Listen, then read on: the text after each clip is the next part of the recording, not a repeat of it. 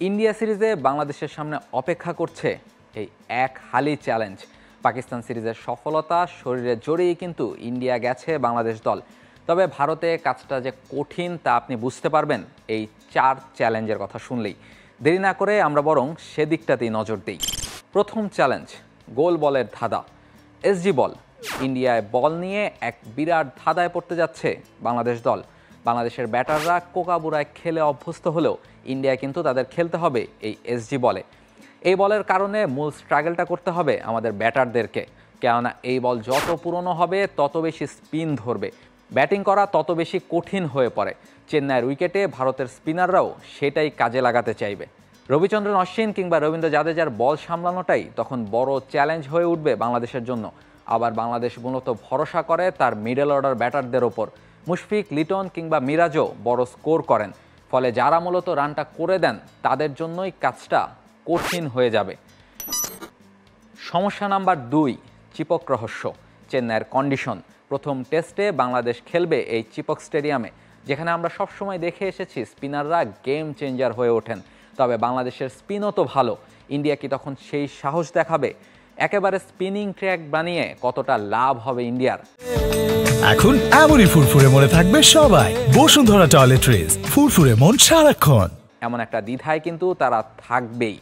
আবার বাংলাদেশের পেসাররাও পাকিস্তানে প্রমাণ করে এসেছেন, ফলে ইন্ডিয়া একেবারে চোখ বন্ধ করে পেস উইকেট বানাবে সেটারও উপায় নাই। আপনি এখন আমাকে প্রশ্ন করতে পারেন, তাহলে চ্যালেঞ্জ তো ইন্ডিয়ারই দেখা যাচ্ছে, বাংলাদেশের সমস্যাটা কোথায়? অসুবিধা হলো বাংলাদেশ জানতে পারবে না চিপকে আসলে তাদের জন্য কি অপেক্ষা করছে, পেস নাকি স্পিন, কোথায় জোর দেবে বাংলাদেশ, সেটা ম্যাচ ডের আগে বোঝা খুব মুশকিল। সমস্যা নাম্বার 3, অতি বাম। 1, 2, 3, 4, 5, 6 বাংলাদেশের প্রথম 6 ব্যাটারের মধ্যে 5 জনই হলেন বাঁহাতি। মাহমুদুল হাসান জয় একাদশে ফিরলে অবশ্য একজন বাঁহাতি কমবে, তবে সেই সম্ভাবনা কিন্তু বেশ কম। ফলে এই 5 বাঁহাতির বিপক্ষে বল করতে বেশ উপভোগী করবেন ভারতের স্পিনার রবিচন্দ্রন অশ্বিন।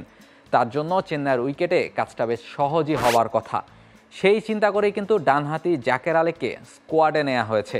এই চিন্তাটা যদি দলে আরও বেশি প্রভাব ফেলে তাহলে জয়কে একাদশে দেখলেও আপনি খুব বেশি অবাক হবেন না। সেক্ষেত্রে হয়তো কপাল পুড়তে পারে সাদমান ইসলামের। তবে এই অতি বাম সমস্যা কিন্তু বাংলাদেশকে পুরো টেস্ট সিরিজেই ভোগাতে যাচ্ছে। সমস্যা নাম্বার 4, এবার অতি ডান। অতি বামের পর অতি ডানের সংকটও আছে এই বাংলাদেশ দলে। ব্যাট হাতে যেমন বাঁহাতির সংখ্যা বেশি, বল হাতে আবার ডান হাতি বেশি। আমরা মূলত স্পেসিফিকলি বলতে যাচ্ছি পেসারদের কথা। বাংলাদেশের এই স্কোয়াডে কিন্তু একজন বাঁহাতি পেসারও নেই।